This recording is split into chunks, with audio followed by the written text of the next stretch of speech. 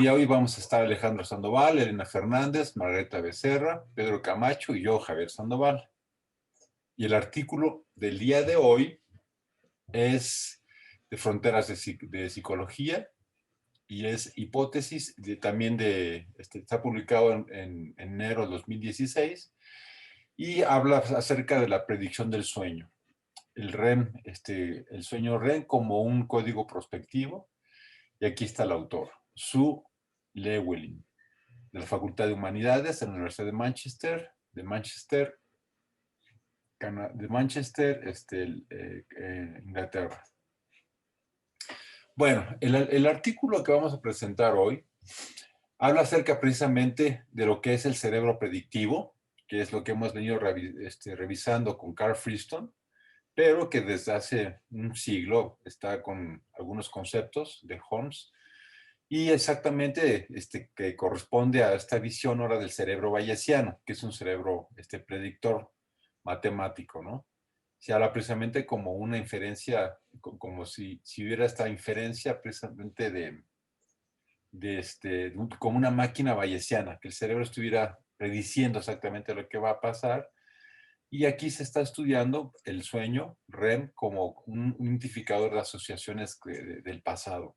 Una manera en que el sueño REM sirve para instalar mecanismos de memoria dentro del cerebro que precisamente después esa conciencia del sueño se transforma en conciencia precisamente de la conciencia, del estado de vigilia, como un mecanismo inconsciente que precisamente nos da ese aprendizaje. En este artículo, precisamente esta parte inicial habla precisamente de los patrones, predicciones e inferencia inconsciente. De alguna manera, la idea es cómo estas inferencias inconscientes pueden llevarnos a patrones y predicciones. Dentro de esta manera de explicarnos, es muy interesante cuando nos presenta precisamente como un ejemplo ecológico las charcas en los que hay predadores, hay víctimas y miembros de la misma especie. En este caso vemos las típicas escenas de África que ahora podemos ver fácilmente gracias a tantas grabaciones, en donde vemos que aquí pasan todas las cosas, ¿no? En esas charcas de agua donde se reúnen predadores y se reúnen los cazadores y se reúnen las presas, tanto del agua como de la superficie terrestre. Ambos en ese lugar confluyen y entonces habla cómo en ese lugar nosotros como mamíferos aprendimos a tener un sistema límbico que tuviera siempre puesta clara la manera de estar al pendiente, de ir a tomar el agua que necesitamos, pero que podemos ser víctimas, y al mismo tiempo que existen ahí las personas, digo, perdón, compañeros de la especie con los cuales reproducirse o con los cuales tener esta función conjunta, ¿no? Y eso es como una visión muy interesante que el autor pone porque ya nos instala en esta visión biológica de cómo el cerebro se instalan estos mecanismos en los mamíferos junto con nosotros. Después, precisamente hablando de este juego, ¿no?, que se da entre predadores, la idea es que evolutivamente se predice para sobrevivir, ¿no? Aquí vemos estas especies comportándose en ese proceso de sobrevivencia en el ataque fuego, acercamiento, precisamente con este proceso de intentar tener patrones que nos permitan ya sea huir o ya sea perseguir, y todos esos patrones ya están instalados en un cerebro que podría llamarse también bayesiano, no como el humano, pero sí con todos estos comportamientos que tienen que ser conductas innatas y de acción rápida. Entonces la predicción se basa en la memoria y esos patrones determinísticos, asociaciones difíciles de discernir, pues se gestan en este proceso inconsciente que después van a dar como la posibilidad de que el sujeto pueda tener una respuesta. Se basa en imágenes y en experiencias. Además, hay un muestreo activo de los datos sensoriales, de tal forma que se pueden establecer qué causas son las que hacen inmediatamente los procesos para poder responder a las situaciones que se presentan en la vida, ¿no? Entonces, estas predicciones inconscientes no interfieren con la percepción visual, porque entonces ya el sujeto ya puede estar de una forma predictiva, respondiendo rápidamente y esos movimientos tan rápidos que vemos entre estos sujetos, entre estos miembros de los mamíferos tan rápidos, ya se debe a que tienen patrones de respuesta preestablecidos y no están en ese momento nada más como tratando de ver qué es lo que están haciendo, sino requieren ya haberlos instalado desde antes. Y esto es muy importante porque requieren de una rápida acción. Además, vemos que precisamente esta codificación prospectiva y predictiva, que es lo que habla el artículo, habla de estos dos términos, se da precisamente de una manera predeterminada en los sujetos para que entonces puedan estar percibiendo el mundo ya no solamente como un mecanismo inmediato, sino a través de un proceso histórico que los constituye. Esta codificación predictiva indica el carácter predictivo de la mente consciente, ¿no? Que es lo que él dice, que es la divide en predictiva y prospectiva, ¿no? En el caso de la predictiva, pues es como más esta que utilizamos durante el estado de conciencia, y la prospectiva indica la creación no consciente para generar códigos predictivos durante el estado de vigilia, ¿no? Entonces sería otra vez un poco lo que ya veíamos en los artículos de Hobson, los procesos cognitivos inconscientes que se generan en el proceso REM y los procesos cognitivos conscientes del estado de vigilia tienen características diferentes y nos dan habilidades diferentes. Eso nos permite tener una codificación prospectiva que es ficcional porque generamos ficciones internas. En el sueño REM se generan estas imágenes y situaciones ficcionales que no es coincidencia que en el mundo artístico pues la ficción sea tan importante y todos estamos pendientes del teatro, la literatura, el cine, que nos dan precisamente modelos ficcionales, ¿no? Y estas representaciones predictivas del futuro se dan en el sueño REM precisamente. Y en la vigilia y la conciencia del sueño son entonces un proceso continuo. Ya no habría como esta separación pues tan clásica que nosotros vemos en función de las diferencias que hay entre el sueño y la vigilia. Y aquí tendríamos como esta representación que precisamente hablaría entonces cómo es que durante el sueño se van generando procesos imaginativos mediante el sueño REM, en donde más allá de tener esta visión teleológica que son para hacer eso es lo que sucede, pero por los antecedentes que nos dio, que también están en otros mamíferos, así son nuestros cerebros, vienen instalados así de esta forma, para que precisamente en el estado de vigilia puedan tener este tipo como de soluciones.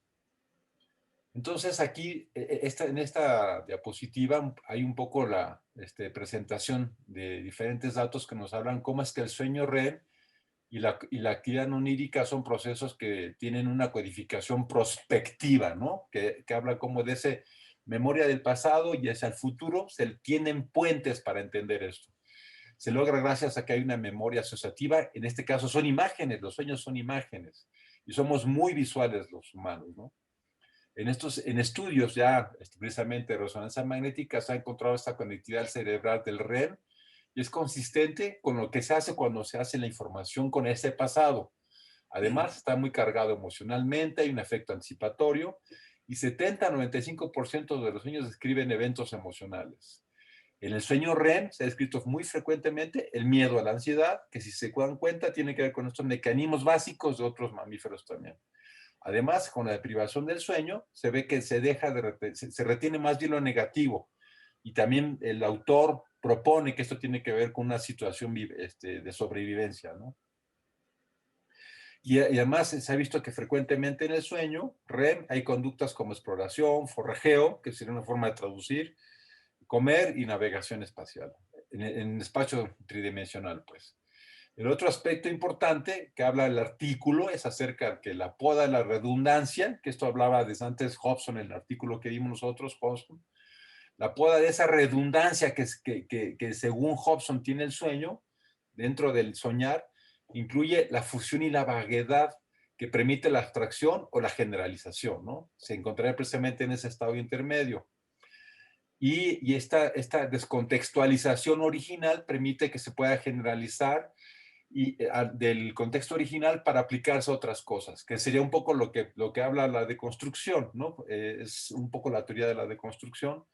Acá yo en lo particular tengo algunas diferencias porque me parece que ellos usan esta poda de la redundancia como disminuyendo la complejidad, y cuando hay toda una teoría de la complejidad que precisamente de lo que habla es de esto, Entonces me parece que nada más ahí sí el término habría que cuidarlo porque ya hay una teoría muy completa en el mundo de complejidad, ¿no?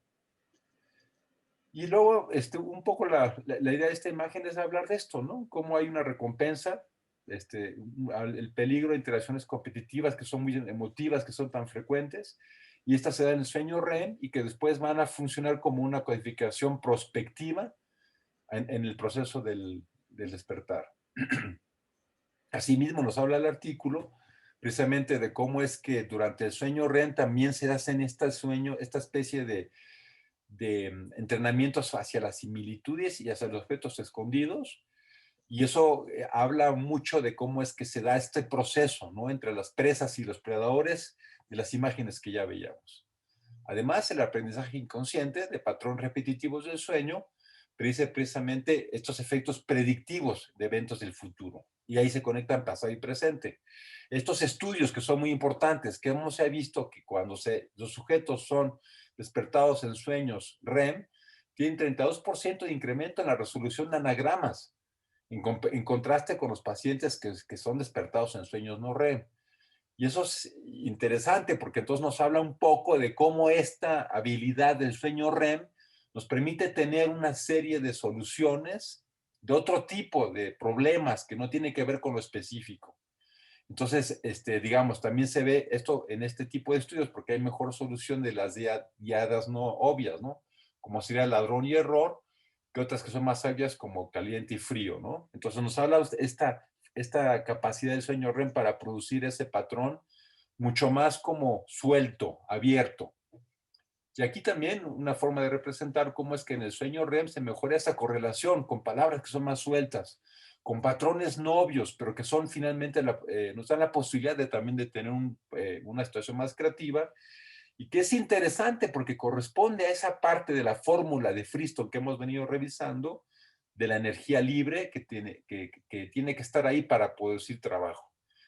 En esta correlación es un ejemplo que pone, ¿no? Palabras como sorpresa, línea de cumpleaños, al poner fiesta, se pueden correlacionar. Otro dato que aquí fue importante fue que el 82% de los pacientes con daño focal en áreas de la corteza frontal lateral, daños sujetos dañados, curiosamente fueron mejores para resolver tareas del insight no obvia, en contraste que son del 43% de los pacientes que eran sanos, ¿no? Entonces nos habla cómo es que el área de la conciencia tan importante, la corteza frontal lateral, que es tan útil en el estado de conciencia, puede interferir con esta inteligencia que va más allá de esta parte lógica. También habla de esta parte que es muy importante, ¿no? Que dice él que el significado se comparte culturalmente. Sin embargo, dice que para cada una de las personas hay un significado que es específico. Esta frase que la pone que es el significado es justo para mí. Cada quien en base a su historia, a sus experiencias, le da un significado a las cosas, a pesar de que tenga arquetípicamente una serie de significados que se comparten. Y otra parte que habla también importante de esta cuestión del arquetipo es que arquetípicamente cada especie asimila el ambiente de acuerdo a sus propias necesidades. Por ejemplo, la fruta, que es comida para muchas especies y para otras no, va a representar comida solo para los que comen fruta. Los animales que no coman fruta no representa eso y se ve de otra manera. Son las diferentes formas de percibir de forma arquetípica. También este elemento, ¿no? La imaginería durante el sueño REM es sensorimotriz. Es totalmente para también ir capacitando todos nuestros movimientos. Es sensorimotriz en su naturaleza y orientada a la acción. De tal forma que hay entonces una frase que él pone que es visión por acción y que tiene que ver precisamente con este aprendizaje inconsciente que se da en el sueño para ir capacitando al cuerpo finalmente, pues. Y también pone ahí una situación que se da como esto que se habla al principio del displacer, placer a nivel psicoanalítico, que hay un par de situaciones que son muy importantes, ¿no? El acercamiento a las evaluaciones positivas o el alejamiento de las negativas como que son dos mecanismos básicos para poder como marcar cómo es que el sujeto finalmente se comporta, ¿no? Ante los estímulos. Además, este es muy importante porque aquí habla precisamente de cómo es que el cerebro tiene una naturaleza autoorganizativa y que mediante el sueño REM escudriña y genera imaginería. Ya no se trata entonces de estas visiones lineales, causa-efecto lineal, sino más bien como nos acerca a entender al cerebro como un proceso autoorganizativo complejo. Y así entonces se pueden establecer causalidades circulares, no tautológicas, ¿no? Sino en un proceso precisamente continuo de autogeneración. Asimismo, entonces, este aspecto bizarro del soñar es potencialmente creativo en el estado de conciencia de la vigilia, ¿no? Y la codificación prospectiva implica entonces una opacidad, pero también al mismo tiempo la posibilidad de discernir códigos.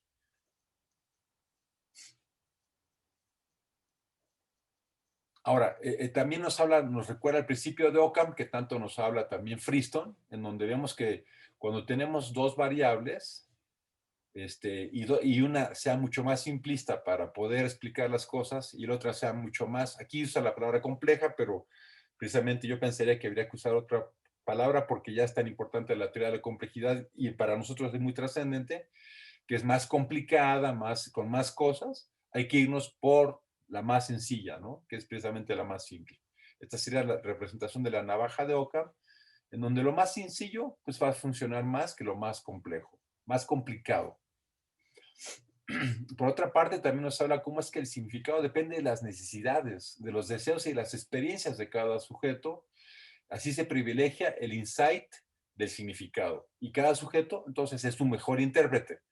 Entonces, ahí estaría muy interesante, porque entonces esto además lo habla en función de estudios que han hecho, no es nada más una interpretación que él hace, ¿no?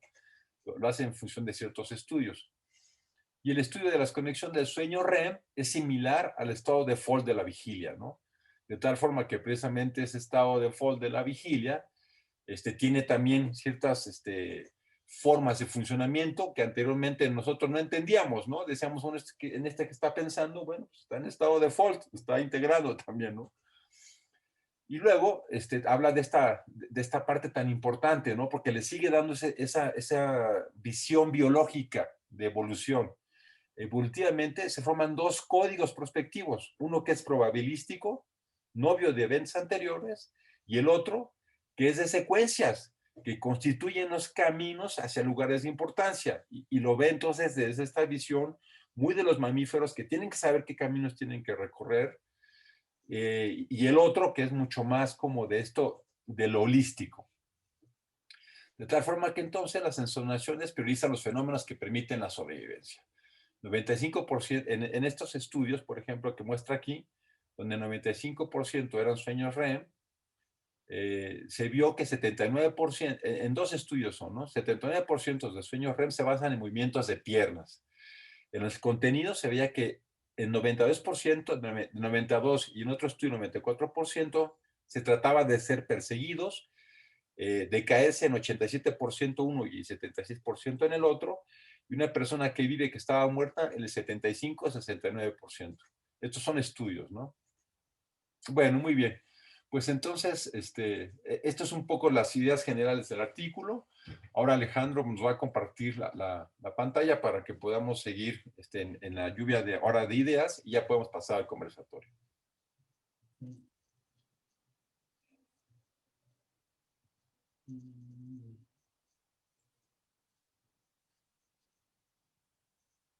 ¿Se ve bien?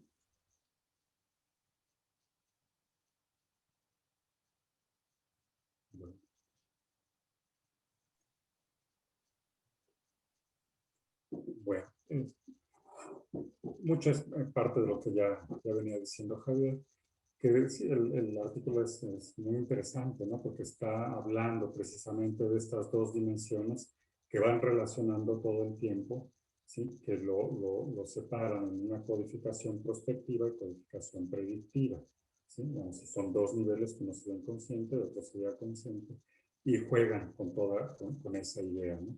Claro, ellos se van hacia atrás, ¿no? Para tratar de pensar, bueno, ¿cómo se origina todo esto?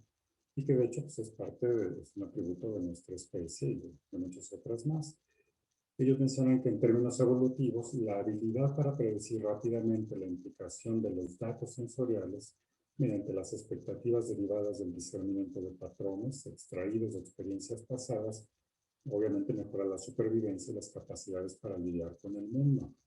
La codificación predictiva en la vigilia puede estar basada en la imaginería inconsciente, que mantiene de manera eficiente la relación entre percepción visual y las acciones motrices. Pues aquí está estableciendo una especie como de arco de tensión entre los dos niveles, ¿sí? Lo que sería lo consciente y lo inconsciente, que están continuamente informando, ¿sí? Informándose uno al otro. Y uno es causa del otro y viceversa, ¿no? Entonces, pues, esto lo vamos a ver más adelante. La extrañeza del sueño REM puede resultar del código prospectivo que fusiona fenómenos con el mismo significado en un contexto ecológico particular. Esta es la insistencia, se van hacia la idea de ecológico. Es algo que viene de mucho tiempo, que se viene incrustando en el cerebro, ¿sí? Esto es parte de lo que hemos revisado en otros artículos, ¿sí? Es como recordatorio, ¿sí? Aquí hay varios elementos que es importante considerar. Todo está relacionado con la energía libre, ¿sí? Lo que decía Javier, cuando sube la energía libre, eso tiene una implicación, obviamente se percibe, ¿sí? Como ansiedad, por ejemplo, y hay que huir de los estados que implican un incremento en la energía libre.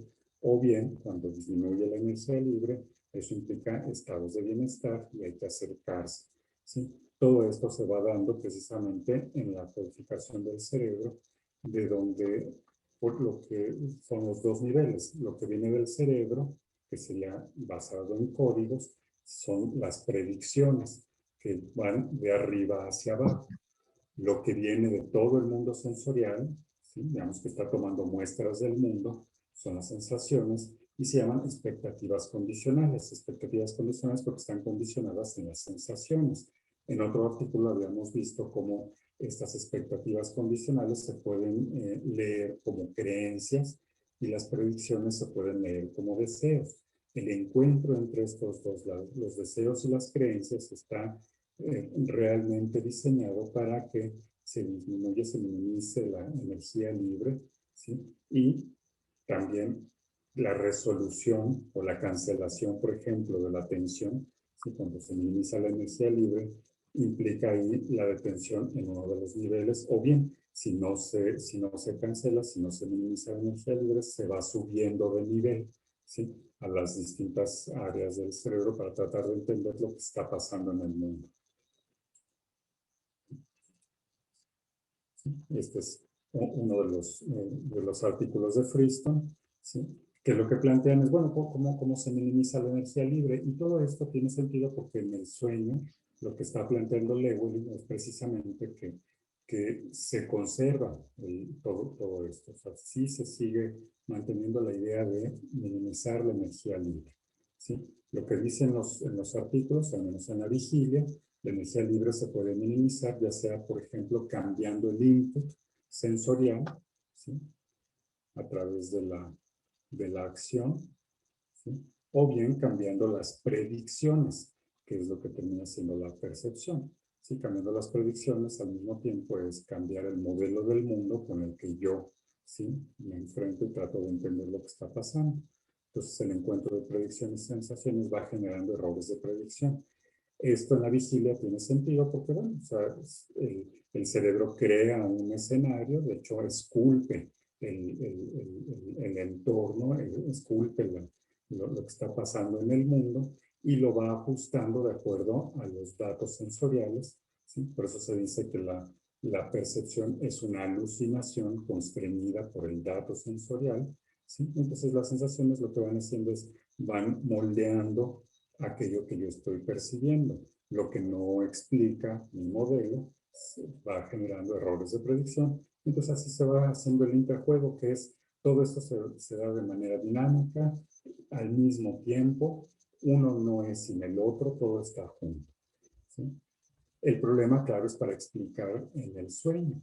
Finalmente en el sueño también hay una minimización de la energía libre, pero no se tienen las sensaciones. No existen las sensaciones, al menos no como en la vigilia.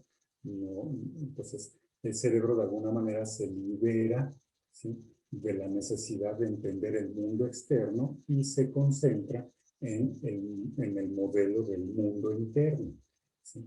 Ahí es en donde se plantea el tema de la complejidad, ¿sí? Lo que se minimiza es la complejidad del modelo que se tiene, ¿sí? del mundo, ¿sí? Entonces todo esto pasa directamente en el cerebro.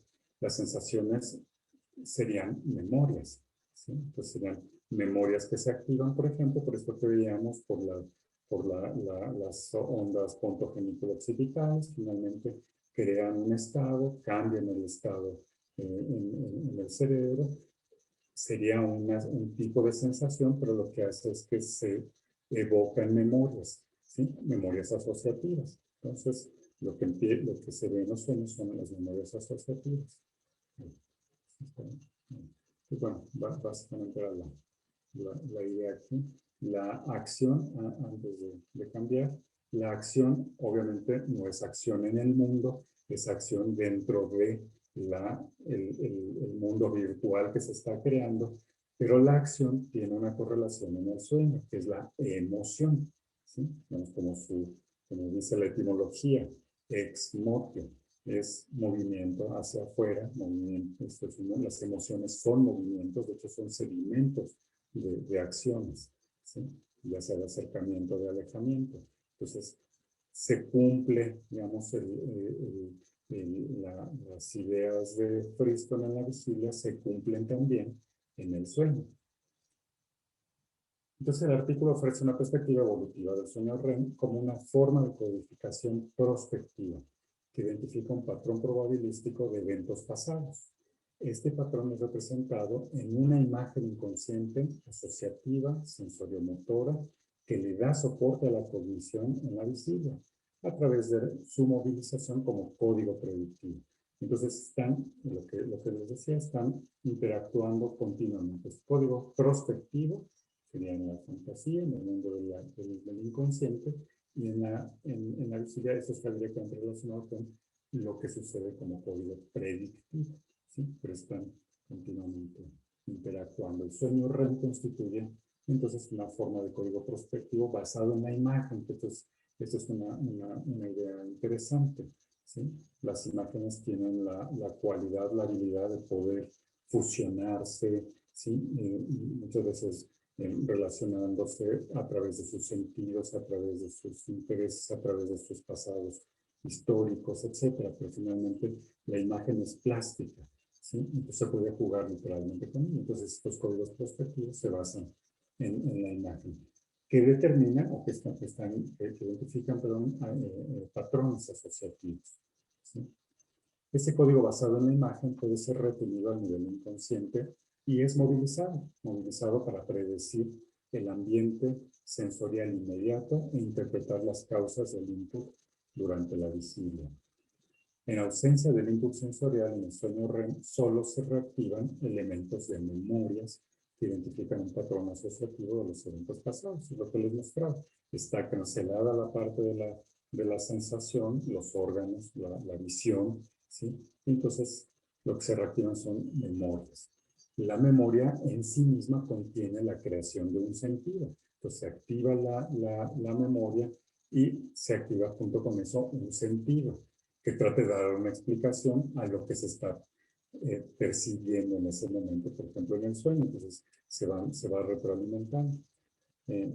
Entonces, bueno, lo que les decía, el mundo es esculpido por las expectativas que proyectan sentidos. Las predicciones basadas en la memoria de eventos pasados solo son posibles si se ajustan a patrones. La memoria es fundamentalmente asociativa tanto estructuralmente como procesualmente y ha evolucionado para incrustar patrones, ¿sí? Es interesante la idea de incrustar patrones. Ahorita les vamos a hacer una imagen de cómo se pueden incrustar imágenes, ¿no? Los patrones pueden ser determinísticos, lo que decía Javier, o probabilísticos, que mucho está relacionado con la historia evolutiva, ¿sí? Los patrones determinísticos están muy relacionados con estos caminos que se tienen que trazar para ir, por ejemplo, de un lugar en donde de apareamiento a un lugar de ingesta, de un lugar de ingesta a un lugar de seguridad, o sea, que tienen que ser, ¿sí? Fijos, están determinados, son determinísticos. Pero también el mundo es tan complejo que requiere también una movilidad que no sea determinística, sino que sea probabilística, que explore, ¿sí?, más posibilidades, literalmente que tenga más grados de libertad. Las predicciones basadas en la imagen promueven un muestreo activo de los datos sensoriales para identificar sus causas esperadas. A su vez, estas causas solo se pueden inferir a partir de un modelo, de un patrón causal en el mundo. Esto lo puse como esta es una imagen, podemos rápidamente determinar de qué se trata, ¿sí? Es una escena prehistórica, son mamuts, ¿sí? Es una manada que están caminando, etc. Lo interesante, por ejemplo, en esta imagen es que tiene incrustado, ¿sí?, otras imágenes que determinan la imagen final. Nosotros vemos esa imagen, pero está compuesta de múltiples, ¿sí? Nada más como un ejemplo, ¿sí? Y esto es lo que pasa en el sueño. En los sueños en general vemos una imagen, pero está compuesta y la podemos fraccionar en sus elementos componentes, ¿sí? Por ejemplo, ahí hay una ardilla, ¿sí? Ahí hay una bota, ¿sí? Ahí hay un perico, ¿sí? Ahí hay un canguro, ¿sí? Ahí hay un pez, ¿sí? Entonces, hay muchos, o sea, está llena de imágenes incrustadas. Entonces, es interesante, por ejemplo, en las imágenes que vemos en los sueños, ¿sí?, podemos también ir extrayendo los distintos componentes, ¿sí? Las imágenes que están relacionadas con memorias pasadas. Un código inconsciente basado en la imagen representa memorias de la acción pertinente a la circunstancia. Las imágenes mnémicas son fundamentalmente procesos eferentes, ¿sí?, de acción.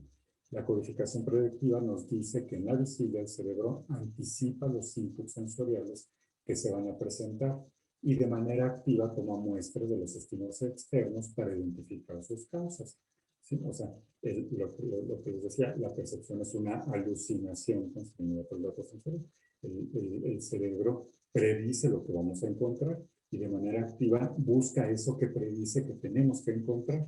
Y si no lo encuentran, pues trata de movilizar todo el sistema precisamente para ajustar, ¿sí? O sea, son profecías autocumplidas, ¿sí? Es como si viviéramos en una especie como de mundo cerrado, pero como el mundo sí existe, entonces tenemos que ir ajustando nuestro modelo continuamente.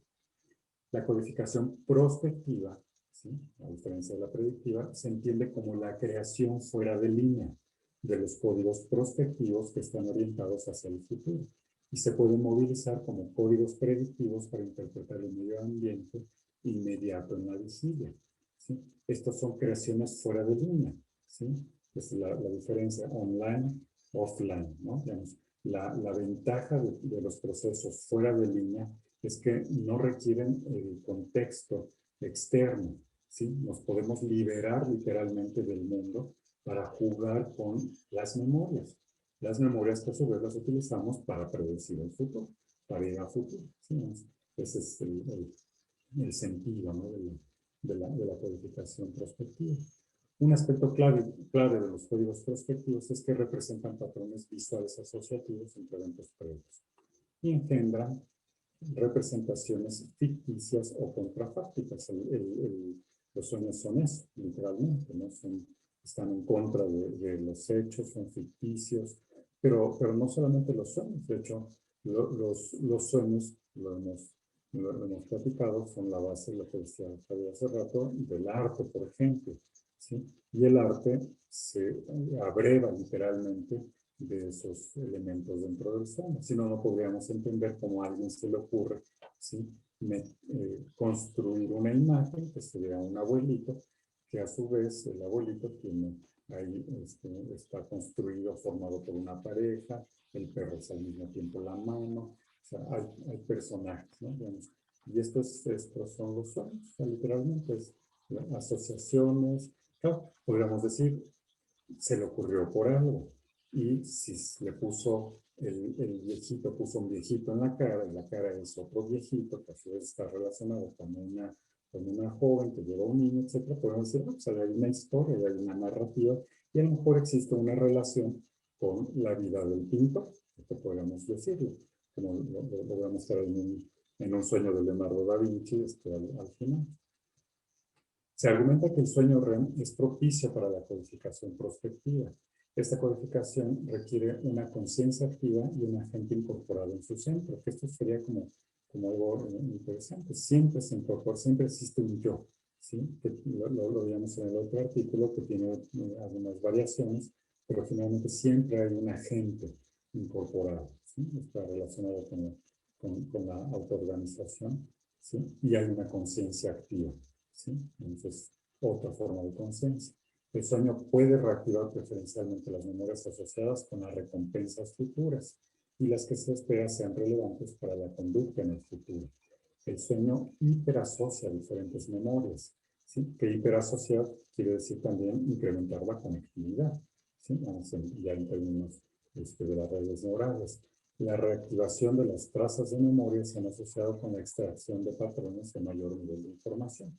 Sí, porque lo interesante es eso, que comprimir para obtener mayor información, ¿no? La extracción de cualquier patrón significativo de las experiencias pasadas permitiría que las expectativas acerca del futuro sean eventos personalmente significativos, lo que mencionamos. ¿Sí? Están cargados emocionalmente y tienen una representación para mí. ¿Sí? En los sueños, para mí, de hecho, es lo que decimos, ¿no? Los sueños son egocéntricos, narcisistas, son para mí, pero es precisamente para conectarme con el otro, allá afuera. Aquí es un sueño de Alberto Durero que pintó, es una acuarela del 8 de junio de 1525. Aquí abajo está la descripción del sueño, ¿sí? Y básicamente a lo que se refiere es una escena apocalíptica. El sueño como caían chorros de agua enormes, ¿sí? Con distintas velocidades dependiendo de la distancia con la que se encontraba. ¿Sí? Y literalmente era una escena cataclísmica, se ven aquí los arbolitos pequeñitos, como caía el agua, ¿no? Está el sueño, él despertó muy angustiado, espantado, literalmente aterrorizado con la imagen que había visto literalmente una escena del fin del mundo, ¿sí? Dentro de lo que describe es que él estaba a 6 kilómetros de donde cayó la columna más grande, que es la que se ve en el centro, que parece un hongo de una bomba nuclear, ¿sí? Pero es un chorro de agua que cae del cielo. Y él decía que está como a 6 kilómetros, y lo curioso es que un pintor, puede describir incluso hasta las distancias dentro del sueño, y narraba cómo de acuerdo a la distancia, mientras más lejos se veía como iba lentamente, parecía que iba con cámara lenta, iba cayendo, y a la medida que estaba más cerca el chorro era mucho más rápido. Para un pintor todo eso tiene un sentido, pues es una relación espacio-temporal, ¿sí? Precisamente que tiene que ver con el manejo del espacio dentro de las pinturas. Obviamente, lo que estaba viviendo en ese momento era una escena cataclísmica. En ese entonces fue una de las revoluciones de campesinos más importante en Alemania, donde hubo una masacre, los nobles los detuvieron. Entonces, el líder de los campesinos hablaba del fin del mundo y cosas por el estilo. Entonces, todo estaba contenido dentro de lo que estaba viviendo el pintor, ¿sí? Pero, por ejemplo, aquí lo que se puede ver es una disminución de la complejidad, ¿sí? O sea, es una escena simple, de hecho es moderna inclusive, ¿sí? No es complejo, pero es muy informativo. Da muchísima información de algo que puede ser aterrador, que se caiga al cielo literalmente. Él mismo, un poquito más adelante, un par de años, hizo una serie del Apocalipsis, ¿sí? Y entonces, aquí ya está el frontal, ¿sí? Todo el prefrontal ya está operando. ¿Y qué diferencia de imagen? ¿Sí? Aquí sí, es una escena del Apocalipsis, lo que cae es fuego, ¿sí? De acuerdo a la descripción de la Biblia, pero está cargado de elementos, todos perfectamente pintados. De hecho, Durero tenía una cualidad casi medieval para la pintura, ¿sí? A diferencia de otros autores renacentistas que estaban ya trabajando con la perspectiva, él no. Curiosamente, en su sueño, en la descripción de su sueño, la perspectiva es perfecta. Y aquí, cuando está el prefrontal operando, la perspectiva no es tan perfecta, ¿sí? No sé por qué, porque es demasiado compleja, ¿no? Digamos, la imagen. Sí tiene muchos elementos, es complicada, se tiene muchos elementos, etcétera, pero bueno, se está queriendo describir una escena de la vida. Pues las redes neurales evolutivamente más antiguas son las que se involucran en el sueño REM. Los procesos en el REM indican conductas como exploración, obtención de alimento, navegación espacial, comer, etcétera, ¿no? Así como la habilidad para lidiar con la ansiedad y el miedo. Esto sugiere que el REM tiene propósitos ecológicos y es un imperativo evolutivo. El aprendizaje inconsciente de patrones probabilísticos para predecir eventos futuros se beneficia en el sueño y es dependiente del REM. ¿Sí? O sea, los patrones probabilísticos, a diferencia de los determinísticos, son los que se expresan más en el sueño. El control cognitivo, el razonamiento analítico y el razonamiento ajustado a la realidad dependen de la corteza prefrontal que se desactiva en el sueño REM, lo que favorece asociaciones no planeadas y espontáneas. La asociación entre las memorias es conducida por la inferencia de su significado. O sea, se va infiriendo el significado y eso es lo que genera el juego asociativo, porque se infiere el significado de una imagen que a su vez genera otra imagen que infiere el significado de otra imagen y así se va. Las experiencias o cosas son asociadas en la mente-cerebro con su significado, que puede ser personal o cultural, es similar. Estos significados personales pueden haber evolucionado de los recursos disponibles relacionados que ligan a los animales y su medio ambiente. Nuevamente, sería la insistencia en que todo esto tiene un antecedente histórico, prehistórico, ¿sí? Y que está contenido en nuestra especie. Esta podría ser una imagen idílica, ¿sí? de un paisaje, todo muy bonito, es un laguito, pero también está llena de peligros, está llena de incertidumbre, está llena de cosas y ¿sí? O sea, dependiendo de la especie a la que pertenezcamos, pues todo esto representa pros, contras, beneficios, perjuicios, ingesta, no ingesta, etcétera, ¿no? Lo que decía Javier, ¿no? O sea, el alimento solo se ve como alimento para los que comen, o sea, la fruta se ve como alimento para los que comen fruta y nada más, ¿sí? Entonces, pero bueno, también lo mismo, el peligro se ve como peligro dependiendo de la especie a la que se pertenezca. De manera congruente con la idea de que el cerebro predictivo liga las expectativas con la percepción y la acción, las imágenes durante el sueño REM son de naturaleza sensorio-motora y orientada a la acción. Entonces, el sueño REM está cargado emocionalmente. ¿Sí? Como está liberado el prefrontal y son el sistema límbico lo que estaría activo, está cargado. Pero lo que les decía emocionalmente quiere decir, ahí está la acción. Esa es la acción. Desde una perspectiva evolutiva, las emociones son segmentos de acciones que reflejan dos acciones básicas, a saber, el acercamiento por evaluaciones positivas y la evitación por evaluaciones negativas. De manera que el REM ensaya las conductas de acercamiento y evitación al identificar patrones en los eventos. Mucho de esto se veía en los porcentajes que señalaba Javier en los estudios. Predecir el futuro recae en la asociación imaginativa de los elementos de las experiencias pasadas para identificar los patrones que posibilitan las predicciones. ¿Sí? Pasado y futuro. ¿Sí?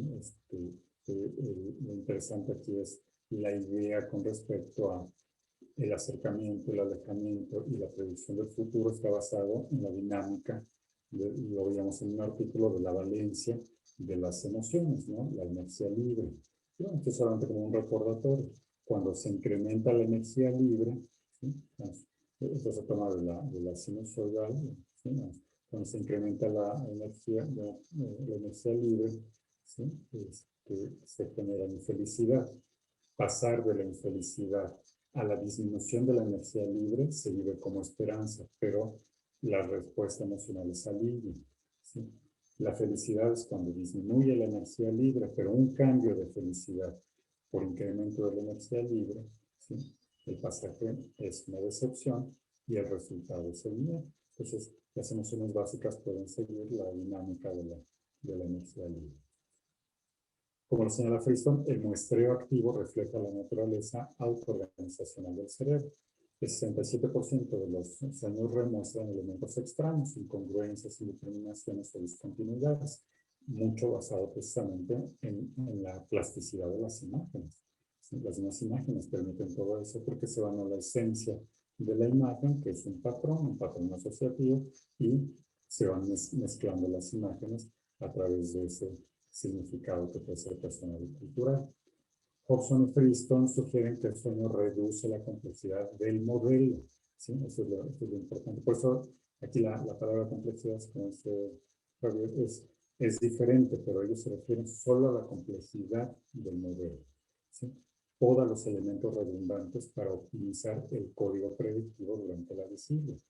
Un buen modelo interno solo capta lo esencial, lo que es más importante para mis inferencias acerca del mundo, que es muy importante siempre con respecto a mí. ¿Sí? Esa es la idea. Podar la redundancia se puede conceptualizar como una descontextualización que permite la generalización al eliminar el contexto original. Pues, por ejemplo, esta podría ser el contexto original, es una especie acuática, ¿sí? El cocodrilo, que es un peligro que representa, ¿no? Y la cebra tiene que tener codificado precisamente el peligro que subyace al agua, al río, etc. ¿Sí? Precisamente para actuar así de rápido. Pero en el sueño REM se tiene que hacer algo más, porque no es la única especie peligrosa dentro del agua. Entonces puede hacer toda una mezcla de otras especies, otras cosas peligrosas y construir una imagen como un sueño. ¿Sí? Esta podría ser una buena imagen en un sueño. Entonces el monstruo ya no es un cocodrilito, es una cosa aterradora que parece ballena, que tiene pinzas como el cangrejo, pero al mismo tiempo dientes de tiburón, etcétera, etcétera. Ya está una mezcla. La codificación elaborativa, que esta es otra de las palabras que señala el artículo, le agrega, ¿sí? Lewelyn es una aportación de ella, ¿sí? Dice que la codificación elaborativa es parte del sueño REM. Y la define así, ¿sí? Designa a un proceso que promueve el discernimiento de sentidos en los eventos del pasado y la unificación entre los elementos asociados por sus sentidos en las experiencias pasadas, de tal manera que se puedan hacer inferencias. Básicamente lo que agrega es un proceso, ¿sí? Donde los sentidos se van mezclando, se van unificando, etc. Codificar puede implicar la generación de asociaciones significativas, las cuales constituyen el código, ¿sí? Las asociaciones significativas sabemos que entonces también tienen una representación cortical, bueno, tienen una representación en las redes neurales, ¿sí? Y el código está literalmente codificado en las redes neurales. Bueno, mencionaba las oscilaciones teta. Los estados fuera de línea durante el sueño REM dan lugar a un código prospectivo, asociativo, no obvio y probabilístico de los eventos. Durante la vigilia lo que se decía, hay estados fuera de línea, ¿sí? Que están basados, por ejemplo, en el funcionamiento del modo por default. ¿Sí? Literalmente nos podemos librar de lo que está pasando a nuestro alrededor y dejarnos llevar por nuestras ensoñaciones, fantasías, sueños diurnos, etc. Estamos trabajando fuera de línea, libres del contexto inmediato. La codificación prospectiva le permite a los agentes interrogar acerca de los recursos medioambientales, precisamente porque están basados en memorias, para seleccionar las acciones, en el caso de los sueños, las emociones o planes con la mayor utilidad epistémica pragmática. Ahora, dado que el contexto ecológico es diverso, es factible que evolucionaran dos formas de codificación predictiva. Una que requiere asociaciones probabilísticas no obvios entre los eventos previamente experimentados en los lugares estratégicos como un pozo, y la otra que implica las secuencias que constituyen los caminos o tránsitos entre los lugares estratégicos, lo que decíamos. Son probabilísticos o determinísticos. Aquí podríamos ver una imagen, ¿sí? Ya trayéndolo a la representación de nuestros nichos ecológicos, pero ya en el mundo, por ejemplo, en una ciudad, ¿sí? Podríamos verlo así. Aquí también hay, por ejemplo, si un sujeto quiere llegar al pozo, que sería el palacio, ¿sí? Puede utilizar dos vías, uno probabilístico o determinístico. El determinístico sería esa línea amarilla, está claramente, ¿sí? Lo puede transitar una y otra y siempre va a ser el mismo, o bien puede ser uno probabilístico, ¿sí? Jugueteando con las distintas posibilidades, hay múltiples posibilidades para llegar al mismo pozo. Uno tiene ventajas con respecto al otro y desventajas también. Las características básicas de las redes espaciales que describen caminos de encuentro que se unen omnidireccionalmente en los lugares estratégicos pueden estar conservados en las redes neurales. El sueño REM puede generar un código prospectivo basado en la imagen de cualquier patrón experimental que tenga sentido asociativo y probabilístico de eventos pasados en un lugar estratégico. Ya como conclusión, un código prospectivo generado en el sueño REM puede identificar, decía, patrones de eventos pasados no obvios y probabilísticos que tienen una importancia personal y que representan ese patrón en una imagen, ¿sí? Inconsciente, sensorio-motora, que al ser movilizada como código predictivo en la vigilia, o sea, los sueños tienen implicación en la vigilia, aporta a la cognición, nos aporta a la cognición mediante la coordinación de las entradas sensoriales con las acciones apropiadas, ¿sí? Entonces, aquí sería como si los sueños de alguna manera, nos dan una manera como para ver el mundo también, ¿sí? O sea, coordinan entradas sensoriales, ¿sí? La forma que toma el código prospectivo relaciona el contexto ecológico con el código, ¿sí? Predictivo. Entonces, nuevamente, esta es la imagen, estos son un pozo, son las líneas que confluyen en el pozo, ¿sí? Podríamos decir también, aquí hay depredadores y también hay, están las fuentes de placer, displacer, etc. Es lo mismo, ¿sí? Nada más que ya en otro sentido. Y tienen una representación, por ejemplo, en los nodos más importantes del cerebro, también es donde confluyen los caminos. Aquí puse nada más una imagen, como sería para la idea de la codificación prospectiva. Diría, es un sueño de Freud, ¿sí? Freud trabajó en un ensayo muy bonito sobre un recuerdo infantil de Leonardo da Vinci, ¿sí? El recuerdo es muy simple. O sea, Leonardo decía que él se interesó por el vuelo seguramente porque él tiene un recuerdo de que cuando era chiquito, todavía estaba en la cuna, vino un ave que se posó y le metió repetidas veces una pluma, la pluma de la cola, en la boca. Ese es el recuerdo, ¿sí? Encubridor, vamos a ponerlo, de Leonardo da Vinci. Entonces Freud inmediatamente vio un patrón probabilístico, ¿sí? Vio un patrón, ¿sí? Que sería, literalmente podemos decir, él soñó con el recuerdo de Leonardo da Vinci, hizo un código prospectivo y detectó patrones. El patrón, obviamente, que encontró que tenía significado para él era la relación de él con su madre, vamos a ponerlo así, o sea, la relación madre-hijo. Y entonces lo que fue de todo, digo, pues le gustaba la obra de Leonardo y de toda la obra seleccionó esta para decir, aquí está claramente cómo el recuerdo de Leonardo se expresa directamente en un cuadro. Y dijo, aquí está, miren, claramente, ¿sí? Ahí está el ave y está la cola del ave que le mete la pluma a la boca del niño, ¿sí? El niño es Leonardo, ¿sí? La Virgen es la mamá de Leonardo, ¿sí? Mediada por el patrón, ¿sí? Digamos que sería el ave, ¿sí? Y está Santa Ana, que es la mamá de la mamá, ¿sí? Lo interesante es que esta ave, ¿sí? En el recuerdo de Leonardo, Leonardo dice un milano, que es una especie como de halcón. Eso no lo leyó Freud o leyó una traducción diferente. Para Freud era un buitre. Pero buitre, en Sigmund Freud, ¿sí? Tenía un significado especial. A Sigmund Freud le gustaban los jeroglíficos. Y el buitre es el jeroglífico de madre, ¿sí? Mut. Y dijo, pues claro, es la madre, Mut, en alemán, Mut, la madre es Mutter, entonces hay una relación, seguramente aquí. Este cuadro lo hizo precisamente y eligió esta composición para expresar su recuerdo, ¿sí? Ahí está la diosa Mut, que es la diosa madre, ¿sí? Precisamente, que es un buitre. Claro, Leonardo nunca habló del buitre ni nada de eso, pero pues Freud lo encontró ahí, encontró un patrón que él asoció como prospectivamente y creó un ensayo muy bonito. Bueno, pues esa es al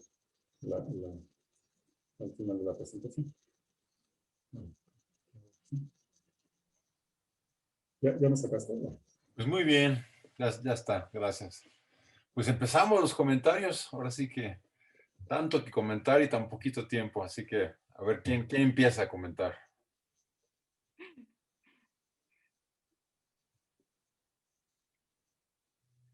A ver. Bueno, a ver, como nadie empieza, yo voy a empezar entonces. Bueno, a mí me encantó, es un artículo desde la perspectiva de la teoría del conocimiento que me encanta, ¿no? Porque es un artículo que incluye información de otros de artículos científicos, estadísticos fundamentados, y los va estructurando de una manera que va presentando gradualmente diferentes conceptualizaciones que incluyen diferentes marcos de conocimiento de una manera muy bien estructurada. Y hace propuestas, varias propuestas integradoras.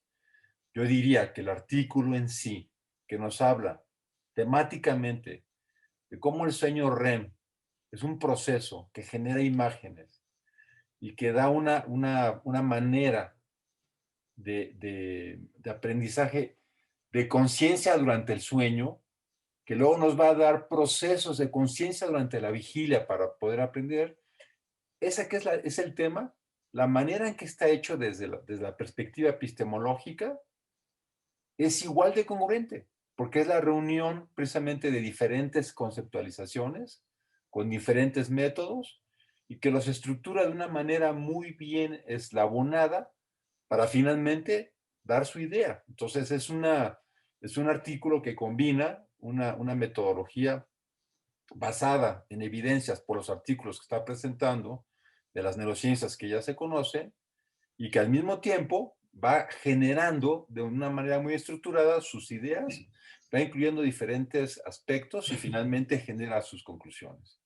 Yo lo único que en ese sentido sí tendría que criticarle, que ya lo decía hace rato, es que precisamente es un artículo, en mi perspectiva, totalmente complejo, de la teoría de la complejidad me refiero. Es un artículo de la teoría de la complejidad, ¿no? Donde lo que se está haciendo es articular los conocimientos, haciendo puenteos de una manera muy bien estructurada y que paradójicamente ellos nunca usan la complejidad y cuando la usan para hablar de otra cosa, ¿no? Como si fuera lo difuso, lo que se va perdiendo. Es lo único que yo también ahí pondría desde esta perspectiva de teoría del conocimiento. Bueno, no sé ahora quién quiera seguir. A mí la verdad, perdón. No, por favor. Sigue. A mí es un artículo que me dejó muchas cosas y claro, muchas más dudas y más preguntas, pero me gusta mucho cómo integra, sí, desde la teoría de la complejidad, Javier, ¿no? Cómo integra. Y yo rescato pues dos cosas que ustedes lo han comentado, ¿no? ¿Cómo sueñas para predecir como este proceso evolutivo en función también de la sobrevivencia y de la tranquilidad también, no solamente la sobrevivencia entre la vida y la muerte, sino los aspectos también de tipo emocionales, ¿no?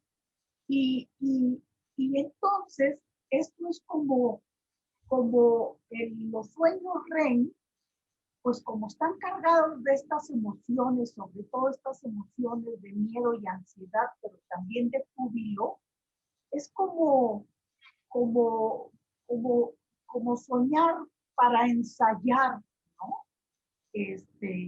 La vida misma. Yo me quedaría ahí.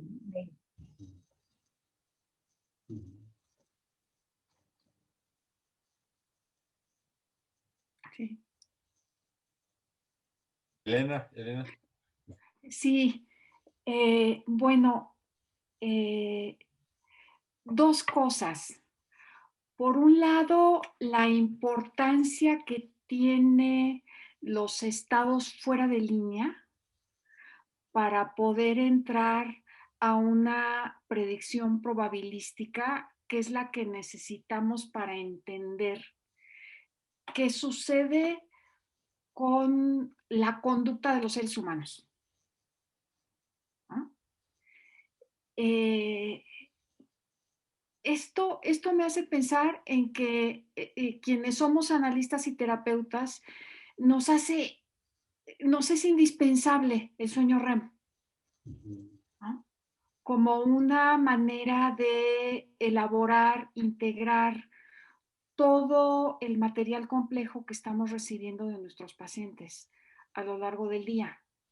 Otra cosa que me gustó mucho del artículo es que te abre la posibilidad de que los sueños sean eficaces para permitirte la predicción, aun cuando no te pongas a interpretarlos formalmente en la vida despierta. ¿No? Es decir, ahí está ya el patrón motor y ahí está ya las interrelaciones afectivas que te van a permitir entrar con una mirada fresca a lo que traiga el día. ¿Ah? Eso me pareció muy esperanzador, me gustó mucho. Ahora, con esto de que necesitamos el sueño REM para la predicción probabilística, me quedé pensando que para nuestra profesión, el que alguno de nosotros use benzodiazepinas de manera, vamos, durante varios días seguidos es veneno. Que las benzodiazepinas te suprimen el sueño REM. Y por más que los libros de farmacología dicen, pues sí suprimen el sueño REM, pero no parece que esto tenga consecuencias. Bueno, ¿en dónde las buscaron? Tal vez estas personas que usan de manera crónica benzodiazepinas se vuelvan muy torpes en sus interacciones. Yo sospecho que sí, ¿no? Cuando menos me ha tocado ver esto en la clínica algunas veces. ¿No? Otra cosa más, hay otras maneras de entrar a estados fuera de línea. Por ejemplo, la meditación sería también un estado fuera de línea. Y por ejemplo, estos estados en los cuales tú cortas en todo lo posible los estímulos externos y te aíslas, ¿no? Y entonces los contenidos internos, los recuerdos, las fantasías toman una vitalidad arrolladora, ¿no? Y te permiten también entender una serie de cosas que no entendías de lo que te está pasando. Estoy releyendo ahorita una novela de Murakami, Las Crónicas del pájaro que da cuerda al mundo, y allí el tema central es que al protagonista lo abandona su mujer y él no entiende por qué su mujer se fue. Y también se fue el gato y no entiende por qué se fue el gato. Y entonces se mete un pozo seco que está cerca de su casa y se queda allí un día y medio, ¿no? Y entonces le vienen una serie de recuerdos desde el inicio de la relación con su mujer, entiende una serie de cosas. Y cuando sale del pozo transformado, se encuentra una carta de su esposa que le explica por qué se fue, ¿no? Entonces ya empieza a entender un montón de cosas. Y entonces ese es un ejemplo literario muy bonito de un estado offline y de lo que puede pasar en un estado offline. Por supuesto que también se duerme y sueña y los sueños están también cargadísimos de mensajes para él. En fin, bueno, ya me alargué mucho, aquí me quedo, ¿no?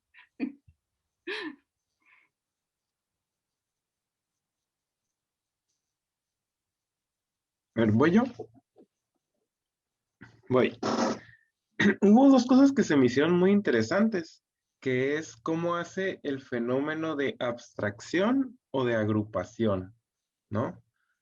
Que lo voy a decir así. Por ejemplo, Cuando soñamos, o me imagino que cuando sueñan los leones o las presas, los ciervos, cosas así, para cuando van a beber agua algún lugar, pues hay pues de todo, ¿no? Hay presas y hay depredadores, ¿no? Entonces, lo que se me hizo padre es que en un sueño, como que abstraes todo lo que puede involucrarse ahí, todo lo, por ejemplo, todo lo malo, todo lo bueno, y como que de alguna manera te lo pone. Eso es como un fenómeno de agrupación, ¿no?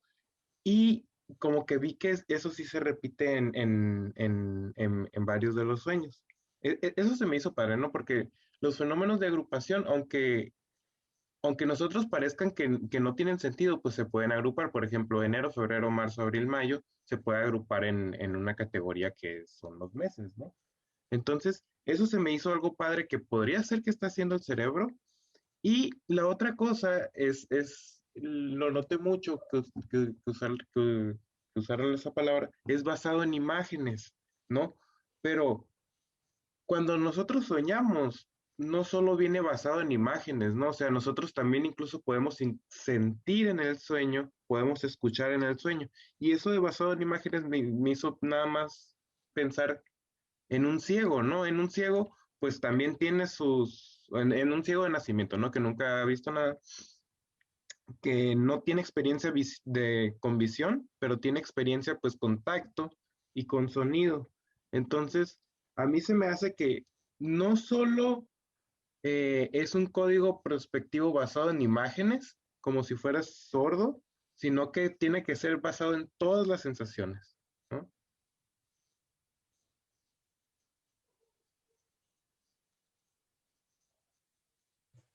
Copita, ¿no quieres decir algo? Qué gusto verles, antes que nada, qué gusto verles a todos, porque ya tenía tiempo que no había podido estar por aquí. Sí, He sí. estado un tanto ocupado, pero estoy contento. Pero fíjense, lo que a mí me vino a la mente es la pregunta, o sea, las dos preguntas claves, o bueno, una de las tantas preguntas claves que existen desde los griegos, que es el por qué y el para qué. Porque normalmente en el lenguaje cotidiano los utilizamos en la actualidad como sinónimos, como si entendiendo el por qué, entonces estás definiendo el para qué, pero si fueran sinonimias, pero no, no es lo mismo, porque la pregunta del por qué nos habla de los eventos pasados que hacen que ocurra el qué presente y el cómo presente.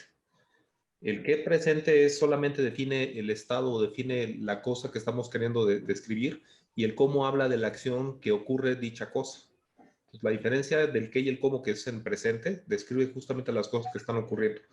El por qué describe el pasado y finalmente el para qué es lo que está describiendo una compleja integración de lo que sabes del cómo y del qué y del por qué en el sentido de que el cerebro tiene la habilidad maravillosa que estamos leyendo hoy en el artículo del para qué, o sea, de pronosticar. Entonces, en esas bellas frases del para qué, creo que una cosa muy bonita es que nos permite justamente focalizarnos y centrarnos en qué de todo lo que estamos aprendiendo tiene una significancia para poder predecir lo que queremos actuar. Entonces, eso me parece interesante porque lo que lingüísticamente existe, al menos desde hace 2500 años o 3000, estamos empezando a encontrar las bases neurobiológicas que describen ese proceso y ayudarnos a comprender algo que podíamos hacer de manera intuitiva. En este sentido, entonces, el poder integrar la información afectiva como... Por cierto que me encantó tu esquema, Alejandro, o sea, de cómo la energía libre asociada con las emociones te permiten darle sentido y coherencia a la información que estamos teniendo para poderlo utilizar con fines de supervivencia tal cual. Entonces, en la medida que nosotros podemos predecir y que podemos integrar la información predictiva con la energía libre, las probabilidades de que en ese momento ese individuo, mi gato, que ese individuo, es que me distraje, pero bueno, que ese individuo pueda pronosticar mejor cómo sobrevivir, le va a servir. pero es integrar la información del qué y el cómo afectivo y cognitivo con el por qué, que es solamente de la memoria, para poder predecir cuál es la mejor respuesta de energía libre que puede utilizar un individuo para la especie, para poder sobrevivir tanto él como la especie. Ya en eso me quedé pensando. Entonces, la verdad es que estaba muy interesado ayer en la noche leyendo el artículo, leyendo y leyéndolo, que son con fines evolutivos y se me hace maravilloso. Compita, ahora sí me impresionaste con tu juego de imágenes, que creo que ese cambio que haces de imágenes eres correspondiente un poco con el artículo, ¿no? Pero que está bien. Que vemos a Pedro de diferentes perspectivas, entonces nos proyectas de otras formas, ¿no? Es bien interesante. Oye, bueno, hablando de lo evolutivo, a mí también me parecía algo central ahí. ¿Cómo es que ese proceso evolutivo, que lo considera tanto el artículo, puede muy bien embonar con toda esta perspectiva junguiana del arquetipo, donde precisamente todas las especies van generando en el proceso evolutivo del cerebro procesos de predicción de acuerdo a cada especie, ¿no? Como decíamos, los estímulos del ambiente van a ser muy diferentes para cada especie según su propia evolución, y hay mecanismos del sistema nervioso que permiten que precisamente vayan generándose arquetipos que se comparten a nivel universal de las especies distintas, no solo el Homo sapiens, para generar códigos de predicción que se van articulando y ahí en ese sentido se van como evolucionando intergeneracionalmente en cada especie para formar patrones de respuesta que inclusive ya se traen desde el proceso de nacimiento a través del proceso evolutivo de muchos años, ¿no? Y ahí entonces esa articulación que hace con la evolución, a través precisamente ahora de lo que estamos hablando, que es el sueño, yo ahí traería otra vez todo esto que decía Pavel y lo que presentó Alejandro acerca de la formación de los mitos, cómo la colectividad humana en el proceso de formación de las primeras sociedades genera mitos y es una necesidad de este Homo sapiens desde hace 200.000 años de ir generando procesos de codificación que compartimos, que muchos son en imágenes y que precisamente se generan en contacto con la naturaleza, y los primeros mitos de todas las culturas básicas tenían que ver con el proceso de la naturaleza. Y entonces había esta forma de conectarse míticamente con procesos que arquetípicamente se están compartiendo desde los sueños, que nos dicen algo más inconscientemente, aunque no lo veamos en el momento de la vigilia,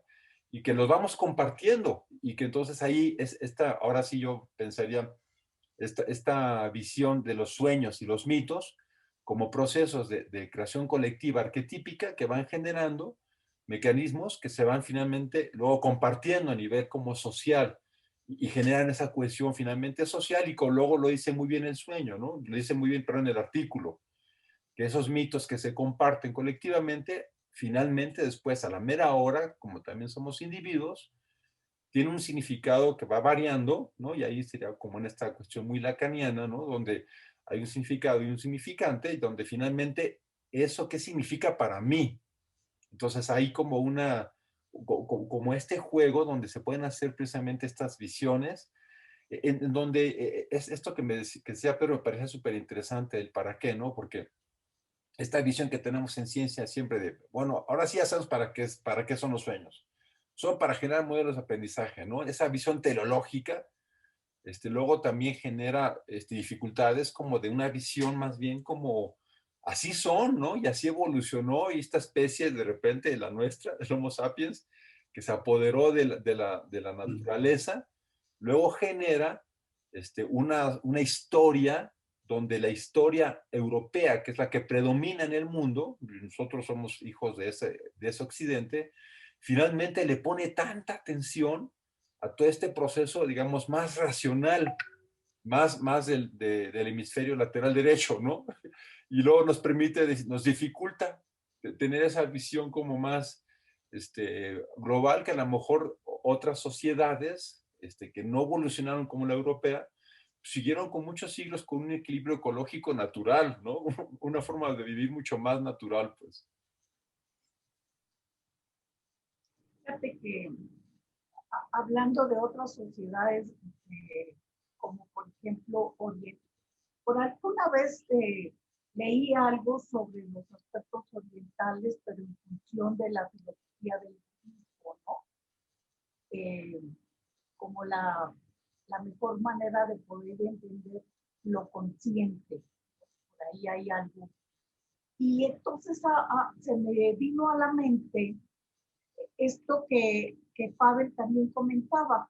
¿Qué pasa con las personas que son ciegas de nacimiento? Porque desde el punto de vista de la memoria más primitiva, incluso si nosotros nos vamos a nuestros recuerdos infantiles, pues son como cuadros, son imágenes, ¿no?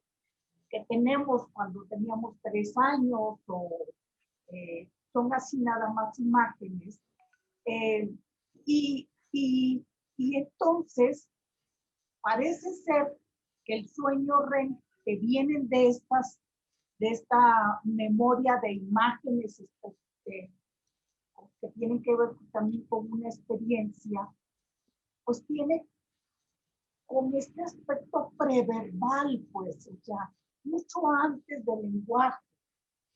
Simplemente imágenes o no sé, con los que son ciegos de nacimiento, sensaciones o emociones, pero la filosofía oriental le da mucha importancia a todo este aspecto preverbal, antes de aprender a hablar, antes del lenguaje, porque incluso dice que el lenguaje ya nos va modulando y nos va también haciendo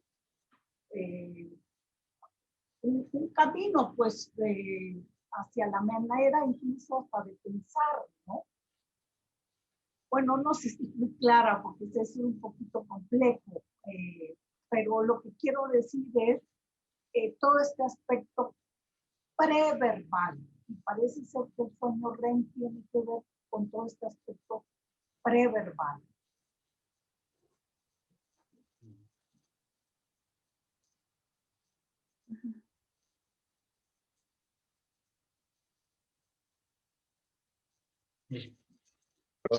A mí me llamó mucho la atención esta parte del artículo, que justamente en el sueño, entonces, en el sueño profundo, entonces el cerebro empieza a reconocer patrones que tienen significado preciso, o sea, patrones meaningful.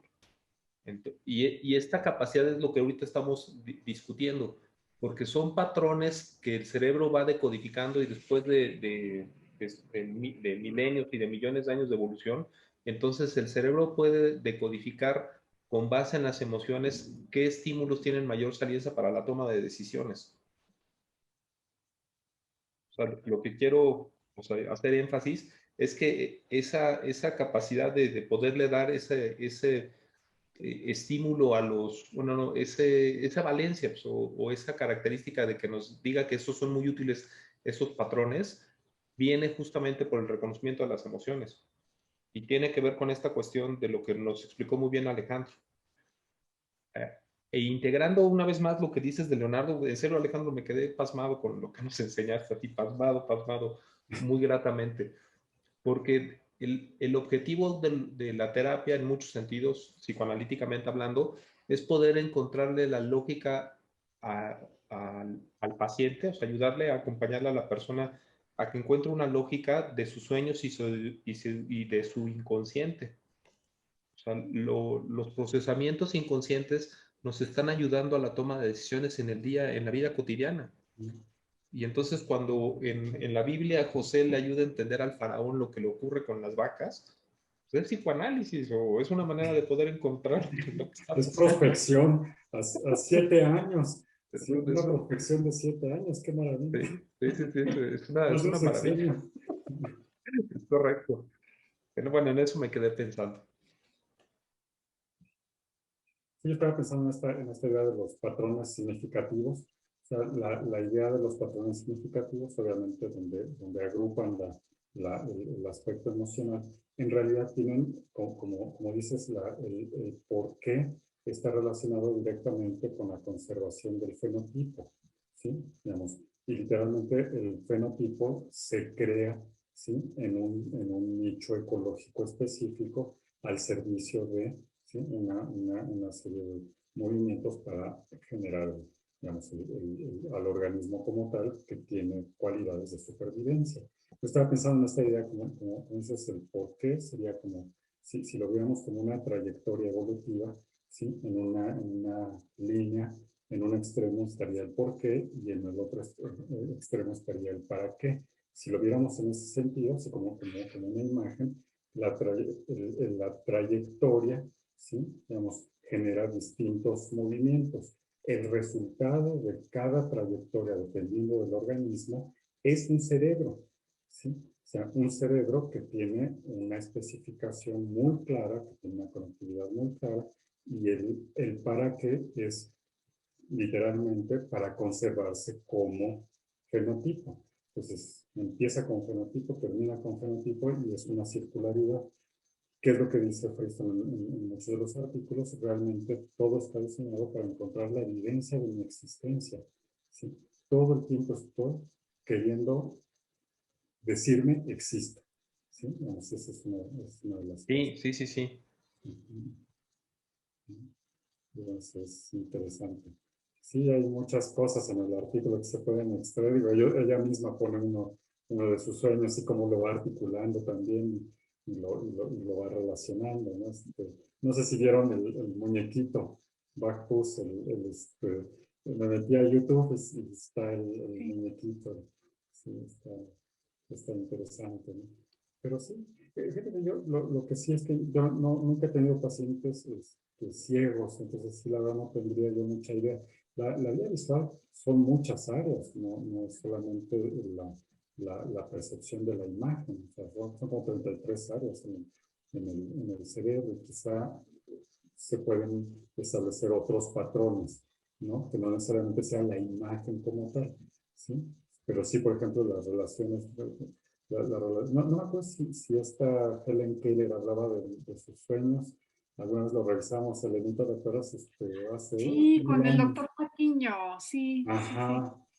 No me acuerdo, pero sí hablaba, por ejemplo, de las distancias, la espacialidad, y cómo sí a través de otros órganos sensoriales podía predecir, ¿sí? Digamos, incluso el ambiente, lo podía recrear el ambiente, ¿sí? Digamos, pues, sí, sería interesante buscar algún artículo que trabaje ese aspecto, ¿no? ¿Sí? Y ahora ya hablando un poco más en ese sentido también interpretativo, o sea, la palabra clásica, ¿no? Interpretación de los sueños. Esa palabra clásica que es el libro clásico de Freud, Interpretación de los sueños. Creo que con este artículo también podríamos pensar la necesidad de que en psicoanálisis tendríamos que hablar de la exploración, comprensión, aprehensión, interpretación, porque precisamente a lo mejor ahí entraría toda esta discusión de la famosa hermenéutica, que hace muy bien la crítica de que hubiera aparentemente un interpretador, ¿no? Como si hubiera un experto que es el psicoanalista y que interpreta, y cuando además, bueno, el mismo artículo muestra cómo hay sujetos que se interpretan mejor a sí mismos en función de que es su propia historia, su propio significado, ¿no? Lo que les van diciendo, a saber que tenemos en los sueños un material de una gran riqueza, donde precisamente en la clínica, con todo esto que estamos viendo, podemos tener una serie de invitaciones continuas y dinámicas para explorar junto con el paciente, de tal forma que en esta capacidad del analista de tener de veras neutralidad, que no es tan fácil, se geste una asociación con el paciente, donde el sueño sabemos ahora que es un patrón que además va a decir cosas diferentes en cada edad y que pueden pasar 10 años, 20 años y ese mismo sueño o estos sueños nuevos que se van generando van dando nuevas nuevos equívocos, ¿no? Porque en este esquema que nos mostraba Alejandro, muy bueno, ¿no? De la energía libre hacia la felicidad o el incremento precisamente de la seguridad, perdón, la seguridad hacia la felicidad y la entropía hacia la infelicidad, pues tenemos una tendencia luego a asirnos de una interpretación ya final. Ya encontré qué es, ¿no? Pero esa misma interpretación del sueño, en realidad a la mera hora en que nos dice algo, pues viene un momento donde nos da la decepción, porque no nos dice todo. Y entonces nuevamente nos invita a mantener esta postura científica, analítica, que es luego la que nos permitiría más generar un continuo proceso de interpretación, usando la palabra, de una hermenéutica que no es nada más precisamente de él, que es lo que se critica mucho en la hermenéutica ya filosófica, ¿no? Donde había aparentemente un intérprete, donde de repente en la tradición judío-cristiana, yo que soy el eclesiástico, yo que soy el padre, soy el que tiene la interpretación de Dios, ¿no? Me paro y les digo a ustedes, ¿qué quiere decir la Sagrada Escritura? Quiere decir esto, se las explico, ¿no? Y ahí es donde yo creo que tenía toda la razón Lutero, ¿no? Eso de decir, bueno, pues yo voy a hacer la Biblia en alemán, porque yo, la verdad, creo que cada quien tiene que saber su propio, quién es Dios para cada uno, ¿no? Entonces ahí creo que con estos hallazgos que estamos viendo en este estudio, pues sí podemos entonces tener esa invitación a saber que el sueño es un proceso continuo de búsqueda en estas láminas que nos mostraba Alejandro, muy buenas, ¿no? Donde vemos cómo se van escondiendo muchas imágenes y figuras, pues de repente vamos a ver una y luego vamos a ver otra y vamos a regresar a la otra, ¿no? En esta gestalt eterna, continua, con tantas posibilidades de estar moviéndonos, porque eso al paciente le permite estarse dinámicamente reciclando, pero siempre y cuando precisamente ya desde una perspectiva del proceso del progreso evolutivo terapéutico, tendiendo a que sea un proceso precisamente en bucle positivo, donde predomine más el eros, ¿no? Y no la pulsión de muerte, que también puede luego también generar procesos más bien de retroalimentación negativa, ¿no? O verlo también como parte de ese ciclo, en donde hay procesos regresivos, para generar nuevamente en un ciclo, como lo que decía Pavel del ciclo anual, ¿no? De cómo se van percibiendo las cosas como parte de un ciclo, que es un ciclo, pero que evoluciona. Pues. Compita.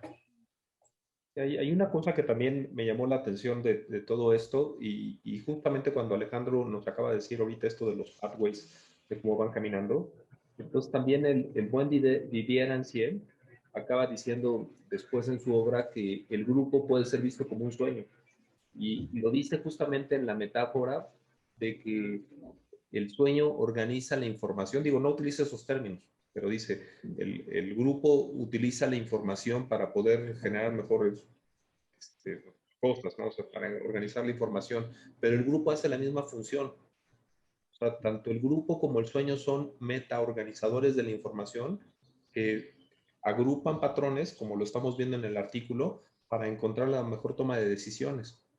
O sea, y la palabra meta a mí me encanta porque está en una posición meta.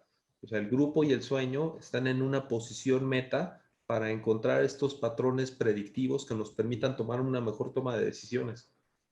Entonces, en ese sentido, Didier Anciet tenía razón. O sea, el grupo es como un sueño, porque son meta-organizadores de información, meta-organizadores de poder comprender los patrones de información que te permitan predecir una mejor conducta para la supervivencia del individuo y de la especie.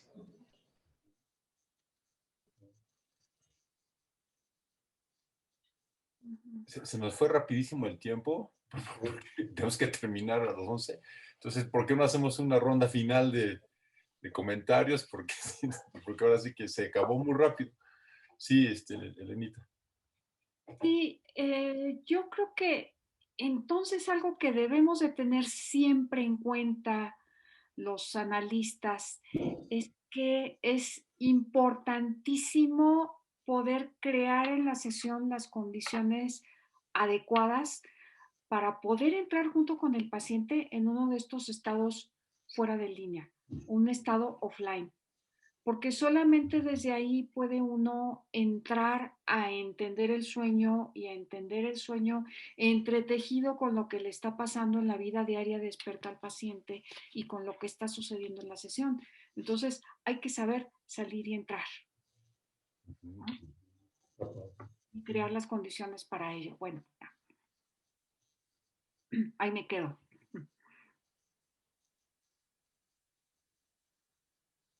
Estaba pensando en la importancia, ¿no? de plantearle a los pacientes que hablen de sus sueños, ¿no? Y tratar de verlos precisamente desde esta perspectiva, ¿no?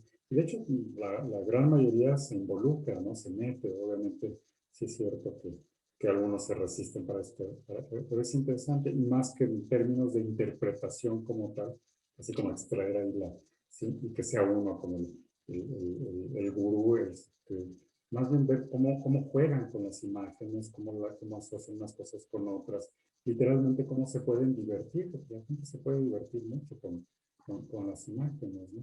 También estaba pensando en esto, no lo había, bueno, no lo había pensado en esto, el grupo con un sueño de hacer, me gustaba mucho Liderancio, y sí es cierto, estaba pensando. A mí me dio en los grupos, en los grupos que hacíamos en nutrición, ¿sí? A todos ponerlos a dibujar. Entonces tengo dibujos de un montón de grupos, de geriatras, de internistas, de infectólogos, etc. Y literalmente lo que construían ahí era un sueño, y es muy interesante. Uno de los grupos que era tan grande, la de internistas, lo dividí y puse a dibujarlos al mismo tiempo. Fue con cronómetro y todo. Y lo interesante es que eran un grupo, era una unidad, lo dividimos en dos grupos y dibujaron exactamente lo mismo. Pero fue una cosa impresionante pero además uno dice, bueno, pues dibujaron lo mismo, no sé, una bata, un hospital. No, dibujaron una playa, pusieron el pulpo en el mismo lugar, a la muchacha en bikini en el mismo lugar, la isla en el mismo lugar, el barco en el mismo lugar, el paracaídas en el mismo lugar. Parecía una copia. Hubo diferencias que estaban relacionadas con las características del grupo en ese contexto. ¿Sí? Uno era un grupo más histérico y otro era un grupo más obsesivo. Pues, bien interesante, la verdad. Entonces, sí. O sea, es que sí es... Digo, Freud tenía razón, eso es bien importante. ¿Sí? Quizá habría que replanteárselo, ¿no? Desde las neurociencias, ¿no?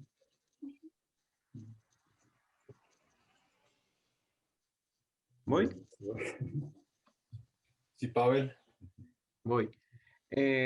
A mí, aparte de lo que se me hizo que el artículo tenía, que era un código predictivo para la supervivencia pues animal, a mí algo que se me hace que puedo rescatar o que se me hace que se me ocurrió es como Alejandro nos muestra, que nos mostraba pues imágenes que son pinturas, que era un dibujo no, una pintura de Freud, que era sobre un sueño de Da Vinci.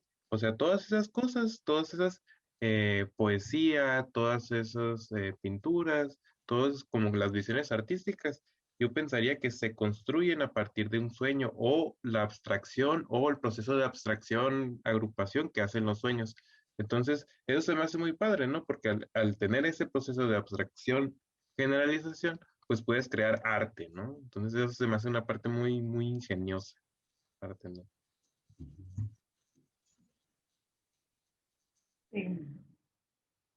Bueno, yo rescato algunas cosas, muchas cosas, pero esto que Elena comentaba del uso de las benzodiazepinas, que sabemos que el uso crónico de las benzodiazepinas alteran el sueño REM y además las alteraciones en la memoria, ¿no?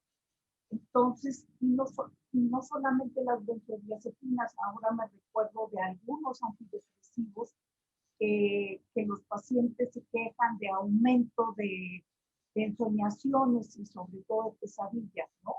Lo refieren con metazapina, con trazodona, con algunos antidepresivos.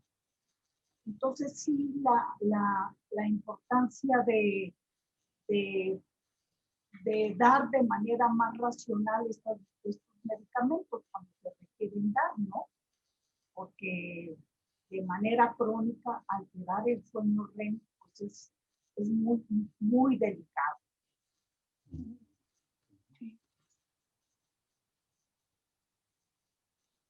Para que tú cierres, compita, permíteme continuar.